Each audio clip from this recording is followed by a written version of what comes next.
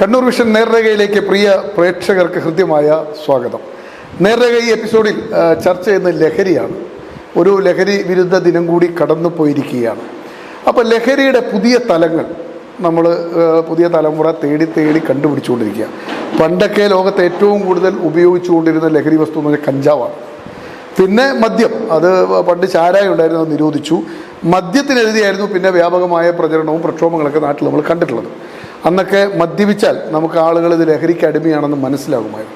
കഞ്ചാവ് അടിച്ചാലും ചെറിയ മണമൊക്കെ കൊണ്ട് നമുക്ക് തിരിച്ചറിയും. എന്നാൽ ഇന്ന് ഈ ലഹരിയുടെ സ്വഭാവം മാറി. കഞ്ചാവും കള്ളൊക്കെ വിട്ട് ആളുകൾ പുതിയ രാസലായനിയുടെയും എം ഡി എമ്മയുടെയൊക്കെ എല്ലാത്തിൻ്റെ പുറകെ ബ്രൗൺ ഷുഗറും ഹാഷിഷും ഉൾപ്പെടെയുള്ള എല്ലാ സാധനങ്ങളും വിപണിയിൽ സുലഭമാകുകയാണ്. പുതിയ തലമുറക്കൊരു ധാരണ വന്നിരിക്കുന്നു, ലഹരി വസ്തുക്കൾ ഉപയോഗിക്കുന്നതിൽ തെറ്റില്ല. പലപ്പോഴും അവരതിന് കാരണമായി പറയുന്നത് പല രാജ്യങ്ങളിലും കഞ്ചാവ് ഉൾപ്പെടെയുള്ള ലഹരി വസ്തുക്കൾ ഉപയോഗിക്കുന്ന നിയമവിധേയമാണെന്നാണ്. അതിനുള്ള കണക്കുകളാണ് അവർ എടുത്ത് നമ്മുടെ മുന്നിലേക്ക് ഇടുന്നത്. അത്തരം പ്രചരണങ്ങൾ നടത്തുന്ന സോഷ്യൽ മീഡിയ ഗ്രൂപ്പുകളുമുണ്ട്. ദിവസേന ലഹരി വസ്തുക്കൾ പിടിക്കുന്നത് സംബന്ധിച്ച വാർത്തകൾ വന്നുകൊണ്ടിരിക്കുകയാണ്. നമ്മുടെ പല ബാല്യങ്ങളും അകാലത്തിൽ പൊലിഞ്ഞു പോവുകയാണ്. ഈ ലഹരി ഉപയോഗിച്ചിട്ട് അതിൻ്റെ അവരെ തകർത്ത് കളയുന്ന അവസ്ഥ, ഒരിക്കലും അവർക്ക് രക്ഷപ്പെടാൻ പറ്റാത്ത രീതിയിലേക്ക് അവർ മാറിയിരിക്കുന്നു. വലിയൊരു വിഭാഗം മനഃശാസ്ത്രജ്ഞരുടെ മുന്നിലേക്ക് ജീവിതം തകർന്നു എത്തുന്നു. ഇത്തരമൊരു സാഹചര്യത്തിൽ ലഹരിയുടെ പുതിയ ലഹരി വിരുദ്ധ പ്രവർത്തനങ്ങളുടെ സ്വഭാവങ്ങളിലേക്ക് നമ്മളൊന്ന് കടന്നെത്തിയിരിക്കുകയാണ്. വ്യത്യസ്ത മേഖലകളിൽ നിന്നുള്ള 3 പേരാണ് ഇന്ന് ഈ ചർച്ചയിൽ പങ്കെടുക്കാൻ ഇവിടെ എത്തിയിട്ടുള്ളത്. കേരളത്തിൽ അറിയപ്പെടുന്ന ഒരു ലഹരി വിരുദ്ധ പ്രസ്ഥാനമാണ് പ്രതീക്ഷ മദ്യപാന രോഗ ചികിത്സാ കേന്ദ്രം. അതിൻ്റെ ഡയറക്ടറായിരുന്ന ഫാദർ ചാക്കോ കുടിപ്പറമ്പിൽ അദ്ദേഹം നമ്മുടെ നേർരേഖയിൽ നമ്മോടൊപ്പം ചേരുകയാണ്. അതോടൊപ്പം ഒരു ലഹരി വിരുദ്ധ സന്ദേശം ഉയർത്തിക്കൊണ്ട് ചിത്രം ഒരുങ്ങുകയാണ്. ആ ചിത്രത്തിൻ്റെ സംവിധായകൻ ഉദയൻ കുണ്ടംകുഴി അല്ലേ, റൈറ്റ്, അദ്ദേഹവും നമ്മോടൊപ്പം ചേരുന്നു. അതിനകത്ത് നായിക ഡോണ മരിയ. എന്തുകൊണ്ടാണ് ഇത്തരത്തിൽ 3 പേരെ തിരഞ്ഞെടുത്തത് എന്ന് പ്രേക്ഷകർ ആലോചിക്കുന്നുണ്ടാവും. ഫാദർ ചാക്കോ കുടിപ്പറമ്പിൽ ഓക്കെ, ബാക്കി 2 പേരും ഇന്നത്തെ ന്യൂ ജെൻ ലുക്കിലാണ് ഉള്ളത് തന്നെ. അപ്പോൾ ന്യൂ ജെൻ കാലഘട്ടത്തിൽ ജീവിക്കുന്നവരാണ്. ന്യൂ ജെൻ കാലഘട്ടത്തിൽ ന്യൂ ജെൻ സിനിമകൾ ഇറക്കുന്നത് നമ്മൾ കണ്ടിട്ടുണ്ടാവും. അതിനകത്ത് പ്രധാനമായിട്ടും ലഹരി ഉപയോഗങ്ങളെ പ്രോത്സാഹിപ്പിക്കുന്നത് നമുക്ക് കാണാം. കള്ളും സിഗരറ്റും ഇല്ലാത്ത ന്യൂജൻ സിനിമകളുടെ എണ്ണം കുറയുകയാണ്. ഇപ്പം നിങ്ങൾ കണ്ടിട്ട് ആവേശം എന്നൊരു സിനിമ നിങ്ങൾ കണ്ടു. അതിനകത്തുള്ള ഒരു ഡയലോഗ് തന്നെ എടാ മോനെ എന്ന് വിളിക്കുന്ന ഒരു ഡയലോഗുണ്ട്. കള്ളും സിഗരറ്റും ഇല്ലാതെ ആ സിനിമയില്ല.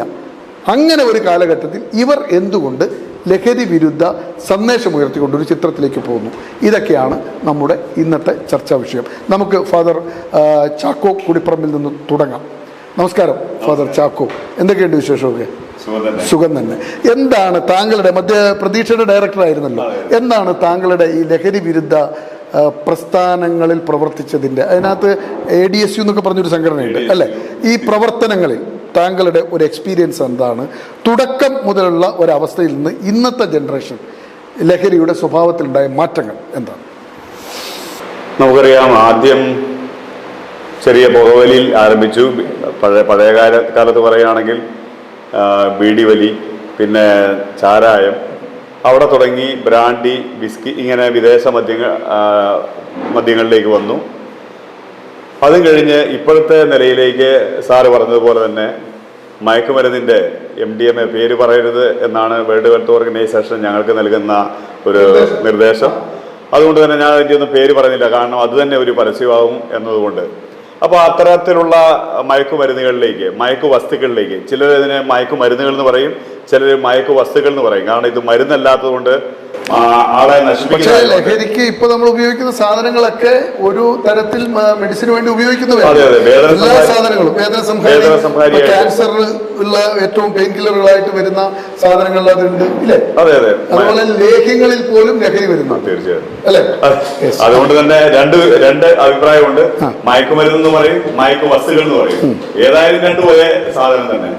അപ്പോ അങ്ങനെ ഒരു പടിപടിയായുള്ള വളർച്ച ഇവിടെയുള്ള മദ്യപാന മയക്കുമരുന്ന് ഉപയോഗിക്കുന്നവരിൽ നമ്മൾ കാലഘട്ടങ്ങളിലൂടെ കാണുന്നുണ്ട്.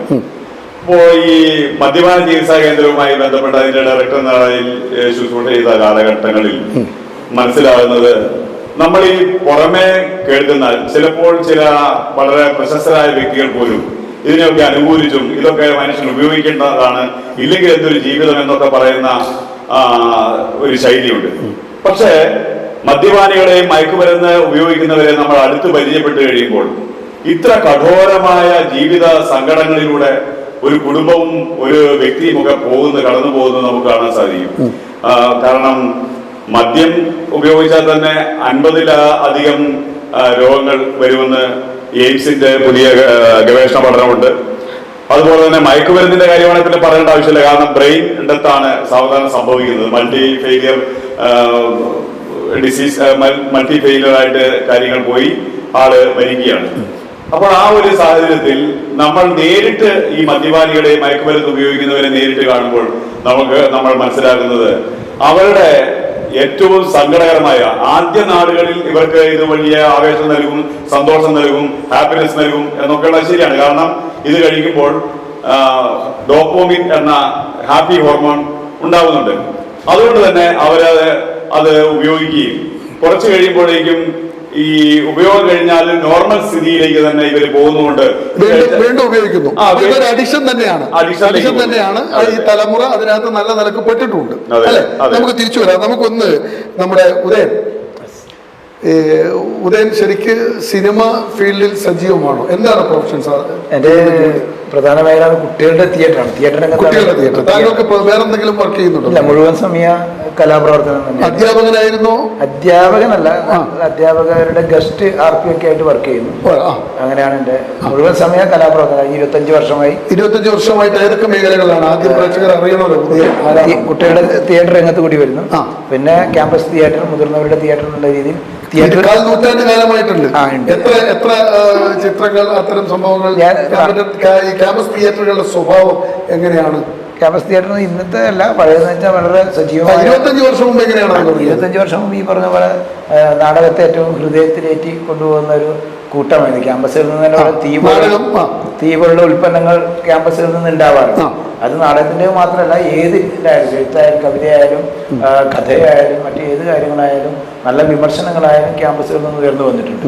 പക്ഷെ ഇങ്ങോട്ട് നമുക്കറിയാം, ക്യാമ്പസിൽ നിന്നൊന്നും പഴയതുപോലെയുള്ളൊരു വലിയ നല്ല പ്രൊഡക്റ്റുകളൊന്നും പുറത്തു വരുന്നില്ല.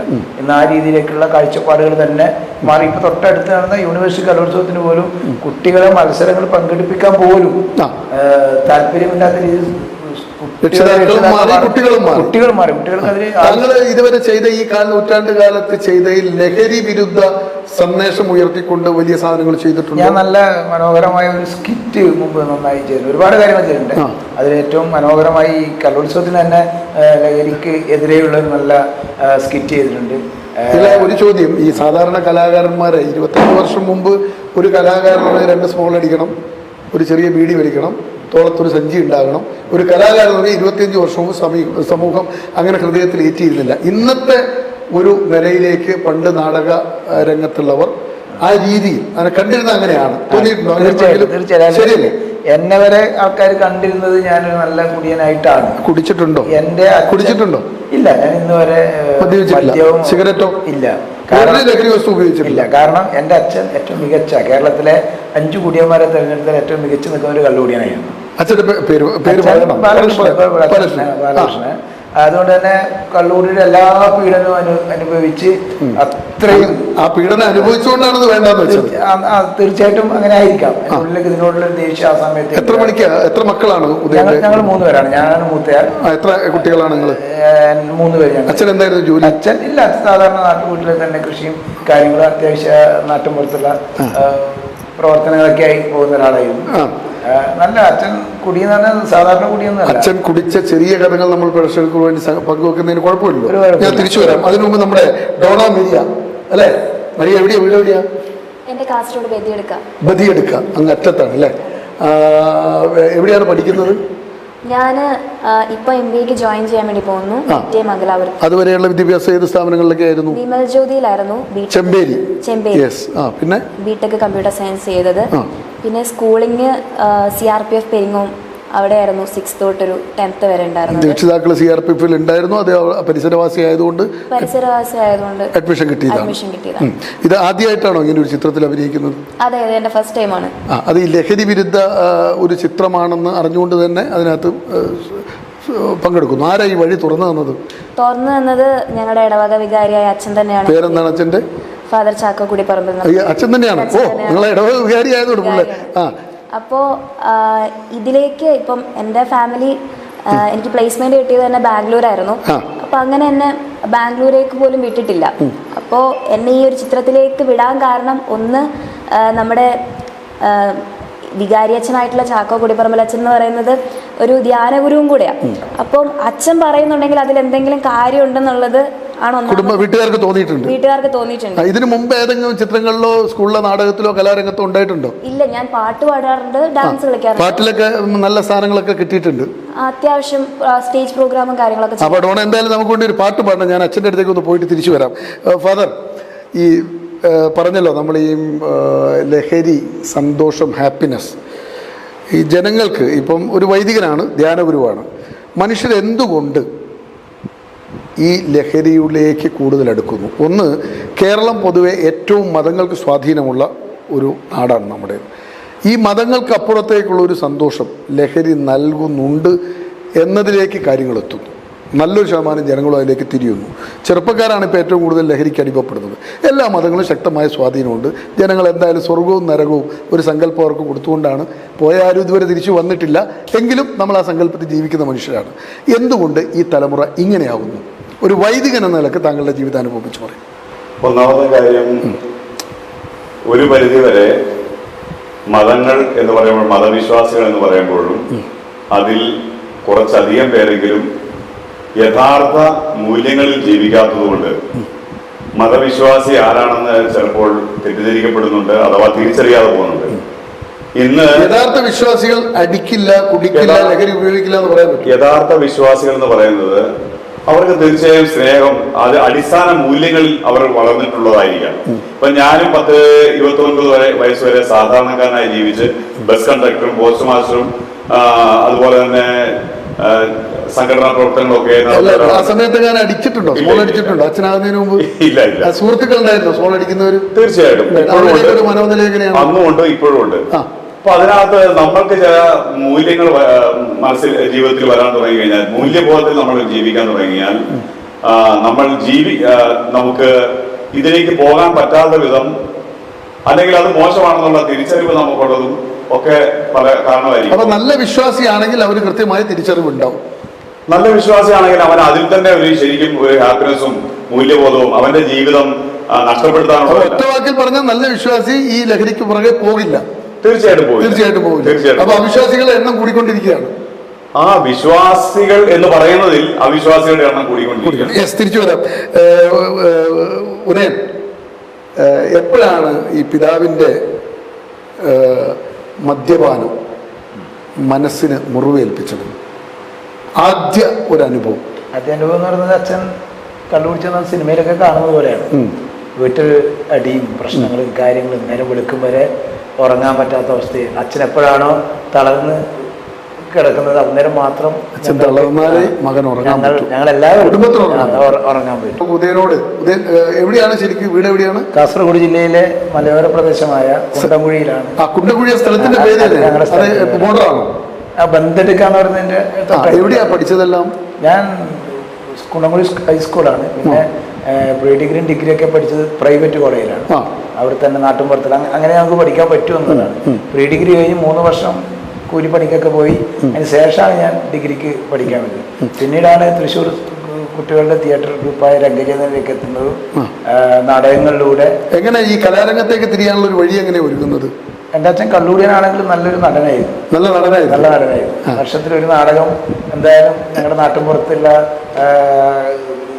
വായനശാല ക്ലബ്ബുകളൊക്കെ അവതരിപ്പിക്കുന്നതിൽ അച്ഛൻ്റെ ഒരു നിർണായകമായ കഥാപാത്രമായിട്ടുണ്ടാവും. അപ്പോൾ അതുകൊണ്ട് ഇത് കണ്ട് പരിചയം ഉണ്ടാവാം. പിന്നെ അതിനുശേഷം ഞാൻ കാസർഗോഡ് വെച്ച് നടക്കുന്ന ഒരു കുട്ടികളുടെ തിയേറ്റർ ക്യാമ്പിൽ വളണ്ടിയേഴ്സായിട്ട് പോയിരുന്നു. അതിൻ്റെ തൊട്ടടുത്തുള്ള കേരളത്തിൽ ഏറ്റവും ഫേമസായ ചിത്രകാരൻ ബാര ഭാസ്കരനൊക്കെയാണ് ആ ക്യാമ്പിൻ്റെ ചുക്കാൻ പിടിച്ചിരുന്നത്. അപ്പം തൊട്ടടുത്താണ് അവരുടെ വീട്. അപ്പോൾ ഈ കുട്ടികൾക്ക് ഭക്ഷണമൊക്കെ വിളമ്പി കൊടുക്കാൻ ഒരു വഴിയുടെ വേണം. അപ്പോൾ എന്നോട് ചോദിച്ചു. അപ്പോൾ ഞാൻ പണിക്കൊക്കെ പോകുന്ന സമയമാണ്, ഞാനില്ല എന്ന് പറഞ്ഞു. അപ്പോൾ എന്നോട് പറഞ്ഞു എത്ര കൂലി കിട്ടുമെന്ന് ചോദിച്ചു. ഞാൻ 15 രൂപ കിട്ടും സാർ, എനിക്ക് 20 രൂപ എനിക്ക് കൂലിയായി ഞാൻ അവിടെ 5 ദിവസത്തേക്ക് വാങ്ങിത്തരാം. അങ്ങനെയാണ് ഞാൻ ക്യാമ്പിലേക്ക് എത്തുന്നത്. ആ ക്യാമ്പിലെത്തി കുട്ടികളുടെ കാര്യങ്ങൾക്ക് നമ്മുടെ പണി കഴിഞ്ഞു. ഞാൻ വളരെ ചെറുതാണ് ഇതാണ്. അപ്പോൾ ഞാൻ മാഷിനോട് ചോദിച്ചു, മാഷെ ഞാനും കൂടി കൂടിക്കോട്ടെ ചോദിച്ചു. കൂടി അങ്ങനെ 5 ദിവസത്തെ ക്യാമ്പിൽ ഞാൻ ഏറ്റവും പ്രധാന ഒരു കഥാപാത്രമായി. ക്യാമ്പ് കഴിയുമ്പോൾ ഏറ്റവും മികച്ച ക്യാമ്പ് അംഗമായി എന്നെ സെലക്ട് ചെയ്തു. അതോടുകൂടി എൻ്റെ തലയിൽ ഒരു ചെറിയ ഒരു കലാകാരൻ. സ്കൂൾ കാലഘട്ടത്തിൽ എന്തെങ്കിലും ആക്ടിവിറ്റീസിൽ ഉണ്ടായിരുന്നു? സ്കൂൾ കാലഘട്ടത്തിൽ ഒന്നും ഉണ്ടായില്ല. ഈ അച്ഛൻ്റെ നല്ല കള്ളുകുടിയനാണെങ്കിലും അച്ഛൻ നല്ലൊരു കലാകാരനായിരുന്നു. അച്ഛൻ്റെ കഥാപാത്രങ്ങൾ എങ്ങനെയുള്ള കഥാപാത്രങ്ങളായിരുന്നു? അച്ഛൻ ഒരുപാട് നല്ല മൂപ്പനായിട്ട് കാട്ടുമൂപ്പനൊക്കെ അവതരിപ്പിച്ചത് ഓർമ്മയിലുണ്ട്. പിന്നെ അതല്ലാണ്ട് നല്ല സഹൃദയനായ മനുഷ്യനായിട്ട് അവതരിപ്പിച്ച വേഷങ്ങളൊക്കെ ഓർമ്മയുണ്ട്. അങ്ങനെ നല്ല പിന്നെ കാലക്രമേണ അച്ഛൻ ഈ പറഞ്ഞ പോലെ എൻ്റെ ഇടപെടൽ കൊണ്ട് തന്നെ അച്ഛൻ്റെ നല്ല രീതിയിൽ കള്ളുകൂടിയൊക്കെ മാറി. അച്ഛന് ഞാനും ഏറ്റവും അടുത്ത സുഹൃത്തുക്കൾ എന്നുള്ള രീതിയിലേക്കുള്ള കള്ളുകൂടി മാറിയതിന് ശേഷമാണോ അച്ഛനായിട്ടൊരു ആത്മബന്ധം കൂടുതൽ ദൃഢമായത്? തീർച്ചയായിട്ടും നമുക്ക് തിരിച്ചു വരാം. ശ്രീ ചാക്കോ കുടിപ്പറമ്പിൽ പ്രതീക്ഷയുടെ ഡയറക്ടർ സ്ഥാനത്തിരുന്നു. ഏതാണ്ട് മലബാറിലെ വള്ളുവപ്പള്ളി ബിഷപ്പ് തുടങ്ങുന്നു. ഫാദർ തോമസ് തൈത്തോട്ടം ആദ്യ ഡയറക്ടറായിട്ട് വരുന്നു. അരനൂറ്റാണ്ടായിട്ടുണ്ട് അല്ലേ? 87 തുടങ്ങുന്നത്. അപ്പോൾ 40 വർഷം പിന്നിടുകയാണ്. പ്രതീക്ഷയുടെ അനുഭവം, അതിനകത്ത് എത്ര പേര് ഇതുവരെ ലഹരി മുക്തി നേടിയിട്ടുണ്ടാവും പ്രതീക്ഷയിൽ നിന്ന്? അതിനു മുമ്പ് ഞാൻ സാറിനോട് ചോദിച്ച ഒരു ചോദ്യം, വിശ്വാസികൾ മദ്യപിക്കുകയോ എന്ന് വെച്ചാൽ ഈ വിശ്വാസത്തെ തൊടുമ്പോൾ ഒരു പ്രശ്നം, ഒരു കാര്യം അത് ക്ലിയർ ചെയ്ത് ഒരു വൈദികരെന്ന നിലയ്ക്ക് വിശ്വാസത്തിൽ തൊടുമ്പോൾ അത് ക്ലിയർ ചെയ്ത് പോകണം അല്ലേ? കാരണം എന്ന് വെച്ചാൽ സ്വന്തം ഒരു ജീവിതം നശിപ്പിക്കുന്നയാൾ, മദ്യപിക്കുകയോ മയക്കുമരുന്ന് ഉപയോഗിക്കുന്ന ഒരാൾക്ക് അയാളുടെ ഒരു സാധ്യതകളും ഒരു കഴിവുകളും വർദ്ധിക്കുന്നില്ലെന്ന് മാത്രമല്ല, അത് വളരെ പെട്ടെന്ന് തന്നെ നശിക്കുകയും ചെയ്യും. നല്ലൊരു കള്ളുകൂടിയാണ്, പക്ഷെ നല്ലൊരു നടനാണ് അത്. ഇദ്ദേഹം നല്ല ഒരു ഗംഭീര ബാലേന്ദ്രൻ ചുള്ളിക്കാട് നന്നായി കള്ളുകുടിക്കായിരുന്നു. ഏറ്റവും നല്ല കവിതകൾ. പക്ഷെ അയ്യപ്പൻ നല്ല മദ്യപാനിയാണ്. അദ്ദേഹവും നല്ല കവിതകൾ നമുക്ക് സമ്മാനിച്ചത് ഒരു കാലഘട്ടത്തിൽ. പക്ഷെ ഇന്ന് അവരെ ഒന്നും കാര്യം ഏറ്റവും അത് കള്ളുകൂടി, മദ്യപാനം, ലഹരി ഉപയോഗം ശരിയാണെന്നുള്ളതൊക്കെയല്ല ഞാൻ പറയുന്നത്. കേരളത്തിന് ഏറ്റവും നല്ല കവിതകൾ സമ്മാനിച്ച ബാലചന്ദ്രൻ ചുള്ളിക്കാടും കവി അയ്യപ്പനുമൊക്കെ നല്ലോണം കള്ളു കുടിക്കുമ്പോൾ ഏറ്റവും നന്നായിട്ട് അവരുടെ സാധ്യതകൾ. പക്ഷേ അതിനപ്പുറം കള്ളു കുടിക്കാതെ എഴുതിയ ഞാൻ പറഞ്ഞ മാധവൻ പുറച്ചേരി ഉൾപ്പെടെയുള്ള നല്ല കലാകാരന്മാർ വേറെയില്ല. ഞാൻ പറയുമ്പോൾ വൈദ്യശാസ്ത്രത്തിന്റെ പിൻബലത്തോടെ മാത്രമേ എനിക്ക് പറയാൻ പറ്റുള്ളൂ. 1956 അമേരിക്കൻ സൈക്യാട്രി അസോസിയേഷൻ അവരുടെ ഗവേഷണ ഫലം തെളിയിച്ചിരിക്കുന്നത് മദ്യം വിഷമാണെന്നും അത് രോഗമാണെന്നും മാത്രമല്ല, ആ ഗവേഷണ പ്രബന്ധം വേൾഡ് ഹെൽത്ത് ഓർഗനൈസേഷൻ സമർപ്പിച്ചു. ഈ ആരോഗ്യത്തെ സംബന്ധിച്ച് അവസാന വാക്കായ വേൾഡ് ഹെൽത്ത് ഓർഗനൈസേഷൻ പറയുന്നത് അത് രോഗമാണെന്ന് അവർ അംഗീകരിക്കുകയും ഇത് രോഗമായതിനാൽ ലോകത്ത് ഏത് മദ്യപാന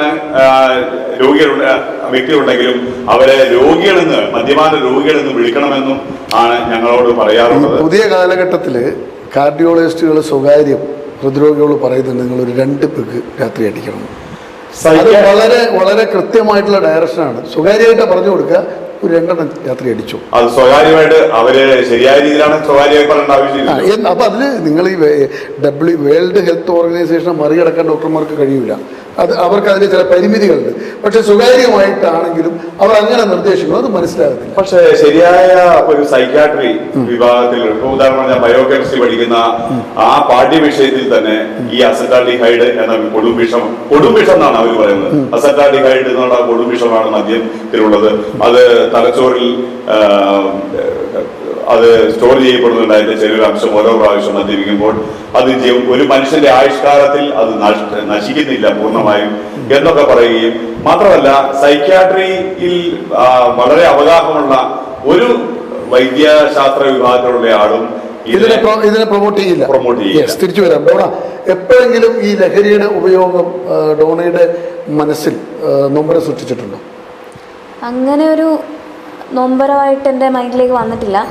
പക്ഷേ ഞാൻ പലപ്പോഴും കോളേജുകളിൽ പഠിക്കുന്ന സമയത്ത് എൻ്റെ തന്നെ സഹപാഠികൾ ഈ എന്താ പറയുക എക്സൈസ് ഡിപ്പാർട്ട്മെൻറ്റൊക്കെ പിടിച്ച് ഹോസ്റ്റലിൽ നിന്നൊക്കെ പുറത്താക്കുന്ന സിറ്റുവേഷൻ ഞാൻ കണ്ടിട്ടുണ്ട്. അത് കോളേജ് എന്ന് പറയുന്നത് ക്രിസ്ത്യൻ മാനേജ്മെന്റ് ആയതുകൊണ്ട് തന്നെ നല്ല സ്ട്രിക്റ്റ് ആണ്. അത്രയും സ്ട്രിക്റ്റ് ആയ കോളേജിലും അതുപോലെ തന്നെ ക്യാമ്പസിൽ ഇപ്പം ഫോൺ ഉപയോഗം പോലും പെർമിറ്റഡ് അല്ല. നമുക്ക് അരമണിക്കൂറൊക്കെ ഫോൺ. ജെയിംസ് ചെല്ലങ്കോട്ടല്ലേ ഇപ്പോൾ അതിന്റെ മാനേജർ അല്ലേ? അതെ. എസ്പെഷ്യലി എൻ്റെ ഒരു ടൈമിലൊക്കെ നല്ല സ്ട്രിക്റ്റ് ആയിരുന്നു. അരമണിക്കൂറൊക്കെ സ്ട്രിക്റ്റ് കുറഞ്ഞിട്ടുണ്ടോ? ഇപ്പൊ കുറച്ച് കുറഞ്ഞിട്ടുണ്ട്. പിതാവിനെ കാണുമ്പോൾ പറയണേ. അപ്പോൾ ആ ഒരു ടൈമിലൊക്കെ നല്ല സ്ട്രിക്റ്റ് ആയിരുന്നു. അരമണിക്കൂറൊക്കെ ഫോൺ പോലും വിളിക്കാൻ പറ്റുള്ളൂ. ആ സമയത്ത് പോലും ഇത് ഉള്ളിൽ കയറ്റാൻ വേണ്ടി സാധിക്കുന്നുണ്ട്, അല്ലെങ്കിൽ എക്സൈസ് ഡിപ്പാർട്ട്മെന്റ് പിടിക്കുക എന്ന് പറഞ്ഞിട്ടുണ്ടെങ്കിൽ അതെന്റെ മൈൻഡിലൊരു. അടുത്ത സുഹൃത്തുക്കൾ ലഹരിയുടെ പിടിയിൽ അമർന്നിട്ടുള്ള ഒരു അനുഭവം പറയാൻ പറ്റുമോ? പിടിച്ചതല്ലാതെ അവരിൽ നിന്നുള്ള പെരുമാറ്റത്തിലുണ്ടായ വൈകല്യം, അല്ലെങ്കിൽ അവർ സൃഷ്ടിച്ച പ്രശ്നങ്ങളുണ്ടാക്കിയ പിരിമുറുക്കം, അങ്ങനെ എന്തെങ്കിലും ശ്രദ്ധയിൽ നിന്ന് പറയാൻ പറ്റുമോ? അങ്ങനെ എൻ്റെ മൈൻഡിൽ ഒന്നുമില്ല. സുഹൃത്തുക്കളൊക്കെ നല്ല സുഹൃത്തുക്കളായിരുന്നു. അതെ, ഞാൻ വിശ്വസിക്കുന്ന ഒരു കാര്യം എന്ന് പറഞ്ഞാൽ നമ്മളെ ഇൻഫ്ലുവൻസ് ചെയ്യുന്ന ഏറ്റവും വലിയൊരു കാര്യം എന്ന് പറഞ്ഞാൽ പിയർ പ്രഷറാണ്. നമ്മുടെ ഫ്രണ്ട്സാണ്. നമ്മൾ ചൂസ് ചെയ്യുമ്പം അവർ എന്താ പറയുക, നമുക്ക് പറ്റിയ ഫ്രണ്ട്സ് ആണോ എന്ന് നോക്കിയിട്ട് ചൂസ് ചെയ്യാൻ പാടുള്ളൂ. പലയിടത്തും പല ആൾക്കാരും ഈ മദ്യത്തിലേക്കും മയക്കുമരുന്നിലേക്കൊക്കെ ചാടിപ്പോകാനുള്ള മെയിൻ കാരണം അവർക്ക് നോ പറയാൻ അറിയത്തില്ല എന്നുള്ളതാണ്. ലൈഫിൽ ഏറ്റവും കൂടുതൽ നമ്മൾ പഠിക്കേണ്ട ഒരു കാര്യം നോ പറയാന്നുള്ളതാണ്. നമുക്ക് വേണ്ടാന്ന് ഉള്ള കാര്യം മറ്റുള്ളവരെ പ്രീതിപ്പെടുത്താൻ വേണ്ടിയിട്ട്, അല്ലെങ്കിൽ മറ്റുള്ളവർ എന്ത് വിചാരിക്കും, അവൻ എൻ്റെ സുഹൃത്ത് ബന്ധം. ഇപ്പം ഞാനിപ്പം അവൻ എന്നെ ഇപ്പം എന്താ പറയുക, നമ്മുടെ ഡയറക്ടർ സാറിനെ പറ്റി പറയാൻ തന്നെയാണെങ്കിൽ, ഒരു ഡയറക്ടറാണ്. ഒരു ഡയറക്ഷനൊക്കെ കഴിഞ്ഞിറങ്ങുമ്പോൾ എന്താ പറയുക, ഒരു പരിപാടി കഴിഞ്ഞിറങ്ങുമ്പം ബാടാ നമുക്കൊന്ന് കൂടാം എന്ന് പറയുമ്പം അയ്യോ പറ്റില്ലെന്ന് പറഞ്ഞു കഴിയുമ്പോഴത്തേക്കും അവിടെയുള്ള സംഘാടകർ എന്ത് വിചാരിക്കും, എനിക്ക് അഹങ്കാരം, എനിക്ക് ജാട എന്ന് വിചാരിച്ച് പോവാൻ വേണമെങ്കിൽ ചോദിക്കാല്ലേ. അങ്ങനെ വിളിച്ചിട്ടുണ്ടോ ഉദയനെ ആരെങ്കിലും ഒക്കെ? എങ്ങനെയാ അതിൽ നിന്ന് ഊരിപ്പോരുക? വെള്ളടിക്കുന്നില്ല എന്നാളല്ല. ഞാൻ പറയാൻ പറ്റും. ഗൾഫിലൊരു പ്രോഗ്രാം പോയി. ഒരു വെള്ളിയാഴ്ച ദിവസം ഒരു ടീം എന്നെ വിരുന്നിന് വിളിച്ചു. ഞാൻ എന്നെ കൊണ്ടുപോയി സംഘടകർ അവരുടെ കൂടെ പറഞ്ഞു വിട്ടു. ഞാൻ പോയി നോക്കുമ്പോൾ റൂം നിറയെ ഗംഭീര പാർട്ടി സെറ്റപ്പിലാണ്. പക്ഷെ ഞാൻ അവിടെ എത്തിയപ്പോൾ ഞാൻ വെള്ളടിക്കുന്നില്ല എന്ന് പറയുമ്പോൾ അവരൊക്കെ ആകെ ഗംഭീര 10-20 പേര് കൂടി ചേർന്നുള്ള ആഘോഷമായിരുന്നു. ആഘോഷിക്കാൻ നിൽക്കുകയായിരുന്നു. ഞാൻ വെള്ളടിക്കുന്നില്ലെന്ന് കണ്ടോടി അവരാകെ പോയി. പക്ഷെ അവരന്ന് ഞാൻ വെള്ളടിക്കുന്നു, ഞാൻ പറഞ്ഞു കുഴപ്പമില്ല നിങ്ങൾ അടിച്ചോ, കുഴപ്പമില്ല. പക്ഷെ അവരന്ന് ഞാൻ അടിക്കാത്തതുകൊണ്ട് അവരും അടിച്ചില്ല. അവരുടെ സന്തോഷം മുഴുവൻ അങ്ങനെ ഞാൻ വെള്ളടിക്കാത്തവനായതുകൊണ്ട് തന്നെ പല നല്ല അവസരങ്ങളൊക്കെ. ഏതാണ് പ്രധാനപ്പെട്ട നഷ്ടപ്പെട്ട ഒരു അവസരം പറയാൻ പറ്റും? അങ്ങനെ എടുത്തു പറയാൻ അങ്ങനെ ഒരുപാട്. ഞാൻ അങ്ങനെ വെള്ളടി കൂടാത്ത ആളായതുകൊണ്ട് പല മേഖലയിൽ നിന്ന് എനിക്ക് അതിനുള്ള രീതിയിലേക്കുള്ള ചില അവഗണനകളൊക്കെ കിട്ടി. നമുക്ക് ഏറ്റവും നല്ല കലാകാരനായിരുന്നു ഗിരീഷ് പുത്തഞ്ചേരി. അദ്ദേഹത്തെ നമുക്ക് നഷ്ടപ്പെട്ടത് മദ്യം കൊണ്ട് തന്നെയാണ്. അതെ, തീർച്ചയായിട്ടും. എത്ര നല്ല വേദികളിൽ നമ്മൾ കണ്ടുമുട്ടുകയൊക്കെ ചെയ്തിട്ടുള്ള, എനിക്ക് നല്ല ആത്മബന്ധമുള്ള ഒരാളായിരുന്നു. അപ്പോൾ ആ ഒരു ഇത്തരം എക്സ്പീരിയൻസ് ആണ് അങ്ങോട്ട് പോകാൻ തടസ്സമായി നിന്നത് അല്ലേ? പിതാവെന്ന തീർച്ചയായും എനിക്കതൊരു ലഹരിയായിട്ട് തോന്നിയിട്ടില്ല. ഞാൻ ഏറ്റവും കൂടുതൽ നാടകത്തെ അതാണ് എൻ്റെ ലഹരി, നാടകം. അതുപോലെ അതിനുശേഷം ഞാൻ നാടൻ പാട്ടിലേക്ക്, ഫോക്കുമായി ബന്ധപ്പെട്ട നാടൻ പാട്ട് പാടും. നാടൻ പാട്ടുകൾ പാടും. നാടൻ പാട്ട് നല്ലൊരു കളക്ഷൻ, നല്ലൊരു 4 വരി പാടാൻ പറ്റും. ആയിക്കോട്ടെ, കിടക്കട്ടെ. കാസർഗോഡിന്റെ തന്നെ ഒരു വളരെ മനോഹരമായ സ്ലാങ്ങിൽ തന്നെ വന്നോട്ടെ.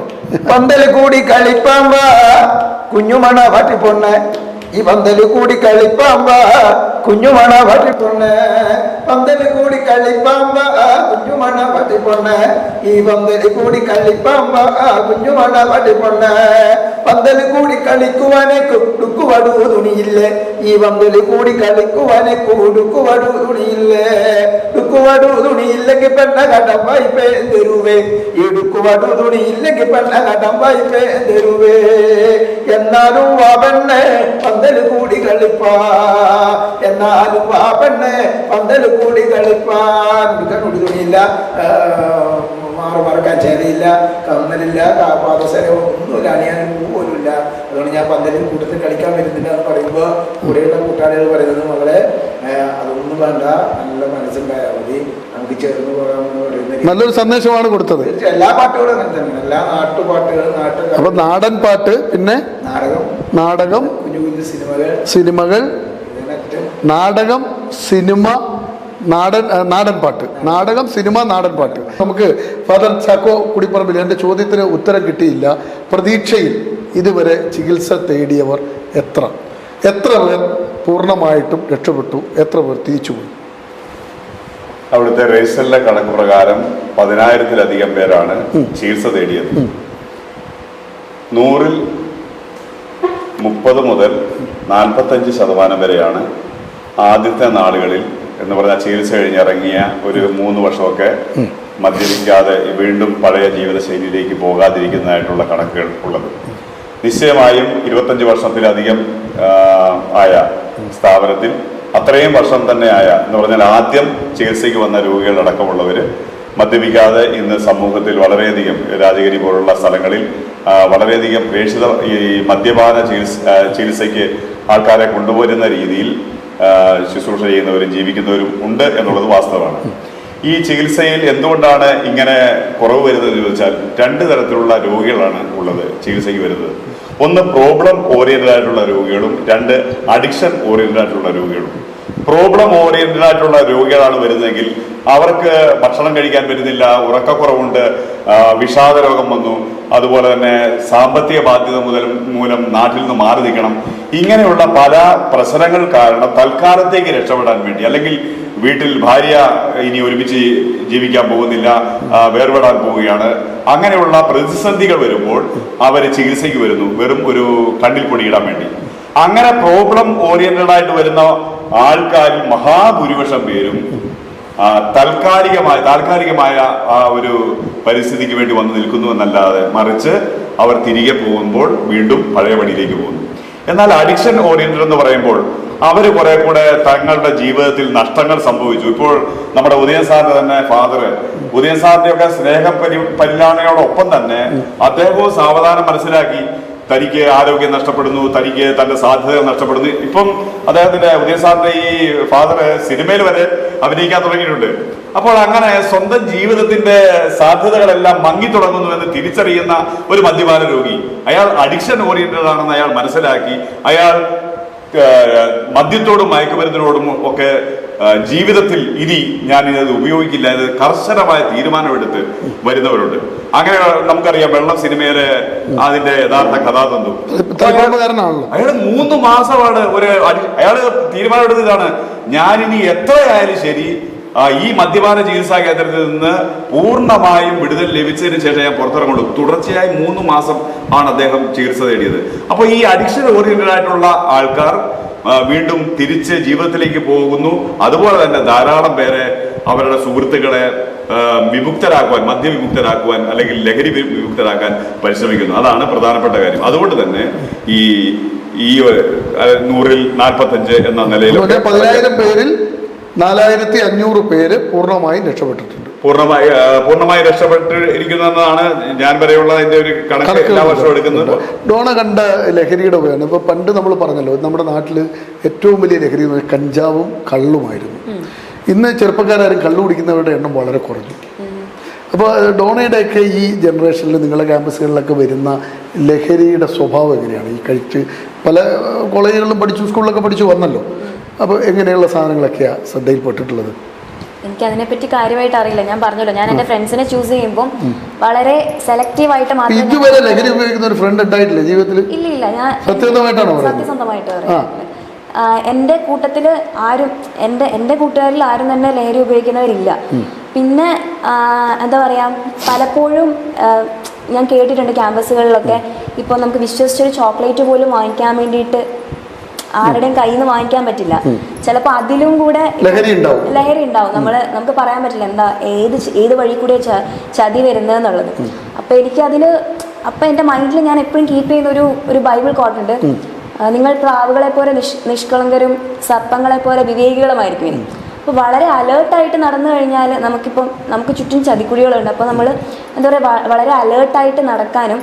അതുപോലെ ഞാൻ നേരത്തെ പറഞ്ഞ കാര്യം തന്നെ എനിക്ക് വീണ്ടും എടുത്ത് പറയാനുള്ളത്, നോ പറയേണ്ടടുത്ത് സ്ട്രിക്റ്റ് ആയിട്ട് നമ്മൾ ബന്ധങ്ങളും കാര്യങ്ങളും നോക്കാതെ നോ പറയുകയും ചെയ്തു കഴിഞ്ഞാൽ നമുക്ക് അങ്ങനെ ഒരു സിറ്റുവേഷൻ ഫേസ് ചെയ്യേണ്ട പോലും വരത്തില്ല, നമുക്ക് അതിജീവിക്കാൻ പറ്റും അതിന്, അല്ലേ? ഉദയൻ, ഈ താങ്കളെ തേടിയെത്തിയിട്ടുള്ള പുരസ്കാരങ്ങൾ എന്തൊക്കെയാണ്? ഒന്ന് അതിൻ്റെ ഇടക്ക് ഒന്നറിയാം. ഫോക്ലോർ അക്കാദമിയുടെ മികച്ച യുവ പ്രതിഭാ പുരസ്കാരം കിട്ടിയിട്ടുണ്ട്. അതിന് ഫോക്ലോർ അക്കാദമിയുടെ തന്നെ മികച്ച നാടൻ കലാ ഡോക്യുമെൻ്ററിക്കുള്ള അവാർഡുകൾ ലഭിച്ചിട്ടുണ്ട്. കേരള സാംസ്കാരിക വകുപ്പിൻ്റെ വജ്ര ജൂബിലി ഫെലോഷിപ്പ് കിട്ടിയിട്ടുണ്ട്. പിന്നെ അങ്ങനെ നിരവധിയായ ചെറുതും വലുതുമായ അവാർഡുകളൊക്കെ മാതൃഭൂമി സീഡിൻ്റെയൊക്കെ ഞങ്ങളുടെ തന്നെ കുട്ടികളുടെ സിനിമക്കുള്ള അവാർഡ് കിട്ടിയിട്ടുണ്ട്. വിദ്യാഭ്യാസ വകുപ്പ് സംസ്ഥാന തലത്തിൽ നടത്തുന്ന ചിൽഡ്രൻസ് ഫിലിം ഫെസ്റ്റിവലിൽ മികച്ച സിനിമക്കുള്ള അവാർഡുകൾ കിട്ടിയിട്ടുണ്ട്. പിന്നെ ഒരുപാട് നാടകങ്ങൾ, ഇഷ്ടംപോലെ നാടകങ്ങൾ, സ്റ്റേറ്റിൽ ശ്രദ്ധേയമായ നാടകങ്ങൾ ഞാൻ സംവിധാനം ചെയ്തതും പത്മനാഭ മാഷ് പപ്പംപ്ലാത്തൂർ എഴുതിയ നാടകങ്ങളുടെ വിജയം, അതുപോലെ ദേശീയ തലത്തിൽ നടക്കുന്ന ഈ 28 സംസ്ഥാനങ്ങൾ മത്സരിച്ച കലോത്സവങ്ങളിലൊക്കെ 2-3 തവണയായിട്ട് മികച്ച ഇംഗ്ലീഷ് നാടകം എൻ്റേതായിരുന്നു. കഴിഞ്ഞ 2 വർഷങ്ങളിൽ ഞാൻ സംവിധാനം ചെയ്യും. എൻ്റെ എല്ലാ നാടകങ്ങളുടെയും എഴുത്ത് അധികം പത്മനാഭൻ പ്ലാത്തൂർ തന്നെയാണ്. അങ്ങനെയൊക്കെ ഈ താങ്കൾ ഈ കലാരംഗത്ത് കുട്ടികളൊക്കെ കലാകാരന്മാരായിട്ട് ചുറ്റും കൂടുമല്ലോ, അവരുടെയൊക്കെ ഒരു ലഹരിയോടുള്ള ഒരു സമീപനം, ആരും എന്തായാലും ലഹരി ഉപയോഗിക്കാത്തവരായിരിക്കില്ലല്ലോ മൊത്തം, അതുണ്ടാക്കിയ ഒരു അനുഭവങ്ങൾ എന്താണ്? അങ്ങനെ നമുക്കിപ്പോൾ ഡയറക്റ്റാണ് കണ്ടില്ലെങ്കിലും കുട്ടികളൊക്കെ ഞാൻ നാടകം എൻ്റെ കൂടെ ഞാൻ പഠിപ്പിച്ച കുട്ടികളുടെ പോലും ഇപ്പോൾ പലരും നല്ല ബോധമില്ലായ്മയിൽ നടക്കുന്നുണ്ട്, നമുക്കറിയാം, കാണുന്നുണ്ട്, കേൾക്കുന്നുണ്ട്. എൻ്റെ നാട്ടിൻപുറത്ത് തന്നെ ഞാൻ അങ്ങനെ ഒരുപാട് കാണുന്നുണ്ട്. ഈ പറഞ്ഞ പോലെ എങ്ങനെയോ എവിടെയൊക്കെയോ ചെന്ന് പെട്ടുപോവുകയാണ്. പിന്നെ ഈ പറഞ്ഞ പോലെ ഒഴിവാക്കാൻ പറ്റാത്ത വിധത്തിൽ കെട്ടിക്കൂടുക. പക്ഷേ എൻ്റെ കൂടെ വർക്ക് ചെയ്യുന്ന എല്ലാവരും ഒരാൾ പോലും എന്നെ പോലെ തന്നെ ഒരാൾ പോലും വെള്ളടിക്കുന്നില്ല. ഇപ്പം എൻ്റെ സിനിമയുടെ തന്നെ സ്ക്രിപ്റ്റ് റൈറ്റർ, സത്യമായിട്ടാണ് പറയുന്നത്. സത്യം, എൻ്റെ സിനിമയുടെ സ്ക്രിപ്റ്റ് റൈറ്റർ, ക്യാമറമാൻ, അവർ ഉണ്ട്. എടുത്തിരിക്കുന്നതുകൊണ്ട് മച്ചം കൂടെ കൂടിയോണ്ടാണോ അല്ലാതെ തന്നെ നേരത്തെ തന്നെ അങ്ങനെയാണോ? അല്ല, എന്നെ അറിയുന്നവർക്ക് ഒരാൾക്കും പറയാൻ പറ്റില്ല ഞാൻ കള്ളു കുടിച്ചിട്ട് ഇന്നുവരെ എന്നെ കണ്ടിട്ടുണ്ടാവില്ല. അല്ല, ഞാൻ പറയുന്നത് ഇപ്പോഴത്തെ ജനപ്രിയ സിനിമകളിലെല്ലാം മഞ്ഞുമ്മൽ ബോയ്സ്, വെള്ളമുണ്ട് അതിനകത്ത്, പുകവലിയുണ്ട്, ആഘോഷമാണ്. ഇപ്പോൾ ഇറങ്ങുന്ന സിനിമകളിലെല്ലാം ഈ ലഹരി ഒരു പ്രധാന അതൊരു കൂട്ടായ്മയാണ്.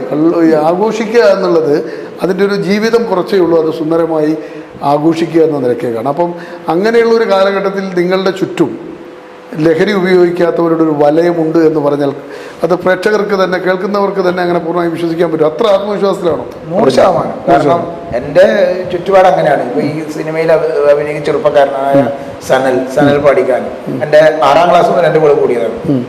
ഈ സമയം വരെ ആള് മദ്യപിക്കുന്ന ആളല്ല. മദ്യം മാത്രമല്ലല്ലോ, ചിലപ്പോൾ ഡയറക്ടർ ഉദയൻ ചിലപ്പോൾ ഈ മദ്യം എന്നുള്ള കാഴ്ചപ്പാടിൽ നിൽക്കുന്നുണ്ടായിരിക്കും. അല്ല, മദ്യം ഉൾപ്പെടെ പല സാധനങ്ങളും മണമില്ലാത്ത കിട്ടുന്നുണ്ടല്ലോ. ഇല്ല, ഈ സ്ഥാനത്തെ കൃത്യമായിട്ട് അറിയുന്നവരാണ്, 100% കൂടപ്പുറപ്പുകളെ പോലെ നടക്കുന്നവരാണ്. പിന്നെ എൻ്റെ അനിയനാണെങ്കിലും, എൻ്റെ ചെറുത് അനിയനാണ്, പിന്നെ അനിയത്തിയാണ്. എൻ്റെ അനിയനാണെങ്കിലും അങ്ങനെ തന്നെയാണ്. കാരണം എൻ്റെ വഴിക്ക് തന്നെയാണ് അവരുമുണ്ട്. പക്ഷെ ഞാൻ ഉണ്ടായിരുന്നത് വളർന്നു വന്ന നാടകക്കാരും കൂട്ടക്കാരൊക്കെ നല്ല വെള്ളടിക്കുന്നത്. ഈ പറഞ്ഞ പോലെ ഞാൻ പറയാം, ഞാൻ ചിലപ്പോൾ കേരളത്തിൽ കയറി ഇറങ്ങാത്ത ബാറുകൾ ഉണ്ടായിട്ടുണ്ടാവുക.